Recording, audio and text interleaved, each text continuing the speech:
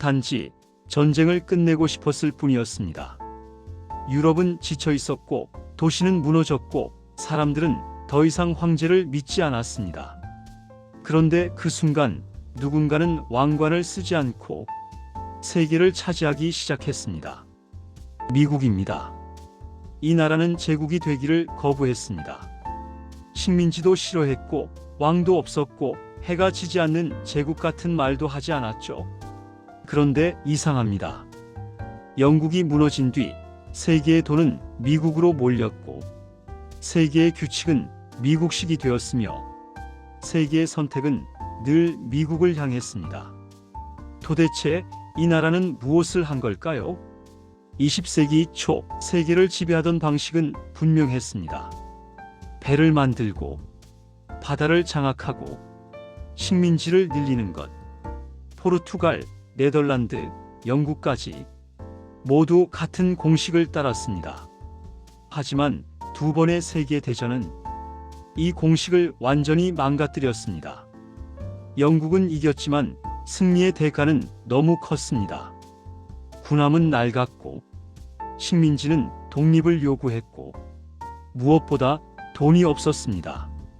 사람들은 묻기 시작했죠. 이제 누가 세계를 책임질 것인가? 모두가 예상했습니다. 다음 황제는 가장 강한 군대를 가진 나라일 거라고. 하지만 그 예측은 빗나갑니다. 미국은 황제가 될 생각이 없었습니다. 적어도 겉으로는 말이죠. 미국은 원래 제국을 싫어하던 나라였습니다. 식민지를 가진 적도 거의 없고 다른 나라의 일에 끼어들지 않는다는 고립주의가 기본 노선이었죠. 유럽이 싸울 때 미국은 멀찍이 떨어져 있었습니다. 그런데 전쟁이 끝났을 때 아이러니한 장면이 펼쳐집니다. 유럽은 폐허가 되었고 미국만 공장이 멀쩡했습니다. 금은 미국으로 몰렸고 세계에서 믿을 만한 돈은 달러밖에 남지 않았습니다. 이때 미국은 선택의 기로에 섭니다. 우리가 새로운 영국이 될 것인가?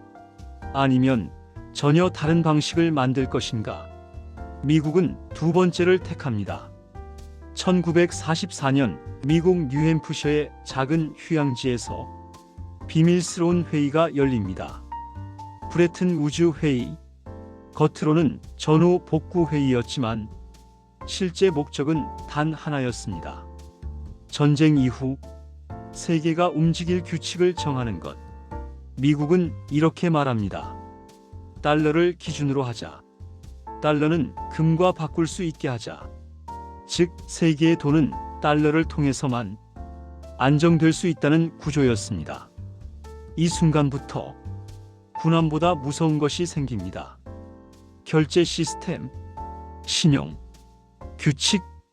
이제 전쟁에서 이겨도 경제에서 지면 가난해질 수 있는 세상이 시작됩니다. 그리고 그 규칙의 중심에는 미국이 있었습니다. 미국은 식민지를 만들지 않았습니다. 대신 선택지를 만들었습니다. 이 규칙 안으로 들어올 것인가? 아니면 고립될 것인가? 총을 들이대지 않아도 사람들은 자발적으로 들어왔습니다. 왜냐하면 이 규칙 안에 있어야 돈이 돌고 무역이 되고 성장이 가능했기 때문입니다. 영국의 제국은 지도에서 보였습니다. 하지만 미국의 제국은 지도에 없었습니다. 은행에 있었고 계약서에 있었고 환율표 안에 있었습니다. 왕관 없는 제국, 보이지 않는 지배. 사람들은 어느새 미국의 질서 안에서 숨 쉬듯 살아가기 시작합니다. 여기서 중요한 차이가 하나 있습니다.